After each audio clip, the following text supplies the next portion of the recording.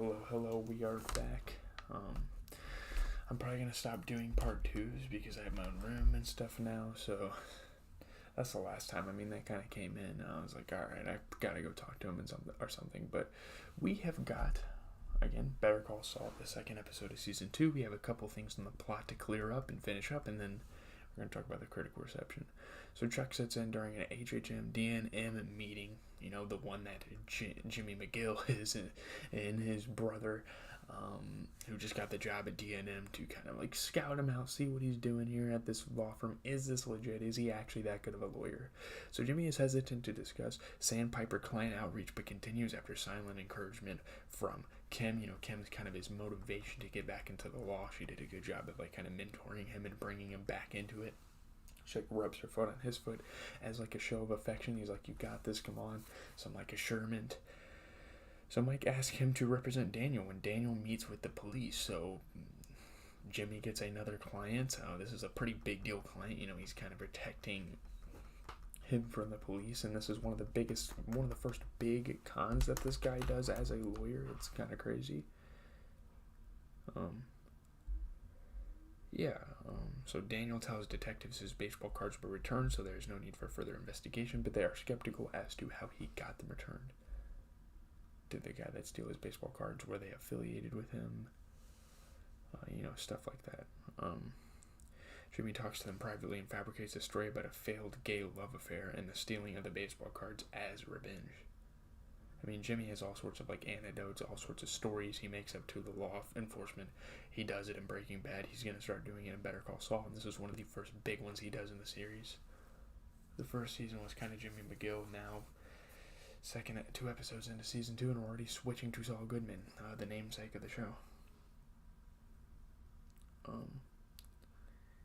To provide an explanation for Daniel's hiding place, Jimmy claims it contained videos of Jimmy sitting on various types of pie, a fictitious fetish called Hoboken Squat Cobbler, which is why the episode is called Cobbler, because it's based off of this idea of someone having a pie fetish and like hiding videos so someone doesn't find them, when really there was drug money and pills and all sorts of stuff down there. Probably we didn't see what was actually down there originally, but we can only assume what was down there. So the detectives believe him and end their investigation. So Jimmy McGill, his first big corrupt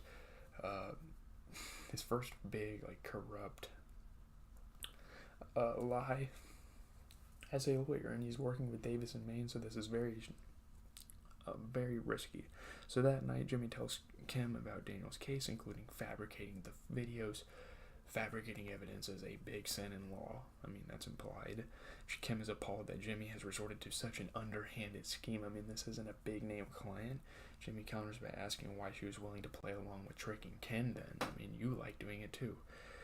She says that con had nothing to do with work. She just wanted to do something with Jimmy and bond with him. She asks why Jimmy was willing to falsify evidence to exonerate a client, and he is unable to provide a satisfactory answer. He's like, I don't know why I did it. I've kind of had a change of heart. Critical acclaim from critics. Great episode. Jimmy McGill's performance, his character development, the police interrogation room scene was awesome. 8.8 out of 10 on AGN. The episode made excellent use of Bob Odenkirk's humor, delivering some of the funniest moments of the series. Talking about a guy sitting on a pie is like hilarious. Amid the chuckles were intimidations of darker days ahead. A- and AP Club, the police scene. It was kind of like the bar scene from the previous episode. It's the criminal defense equivalent of the Victor with a K con from the premiere, a web of pure fabrication that plays right into the police's jaded worldview. People are sick, anything's possible, it's almost too crazy not to be real. But to seal the deal, Jimmy buys some baked goods and films Daniel sitting on them.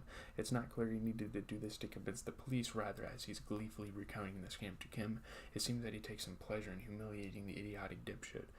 In doing so, though, he crosses a line. He fabricates evidence. Kim's horrified, but for Jimmy, it's a way of being both Slippin' Jimmy and James and McGill Esquire. He's keeping it isolated from Davis and Maine. He assures her strictly pro bono work. He's trying to have the Cobbler desk and flip the forbidden switch at the same time. The police scene and the episode as a whole was sure McGill is nowhere near the Goodman that Breaking Bad fans fell in love with, but in the final scene, the aptly titled Cobbler, the evolution shines through more than ever. The scene is the funniest Breaking Bad universe moment since Jesse thought Walt was going to build a robot, and the show sending a reassuring message that it will do just fine whenever the switch in Jimmy's office flips permanently to the Saul position. The scene is one of my favorite scenes. It's a very young season. I love the notion that as convincing as Jimmy was, the cops apparently ended the interview less than fully persuaded that a lover spat and the aforementioned fetish explained the home robbery of Daniel Warmold, the world's most irritating naif.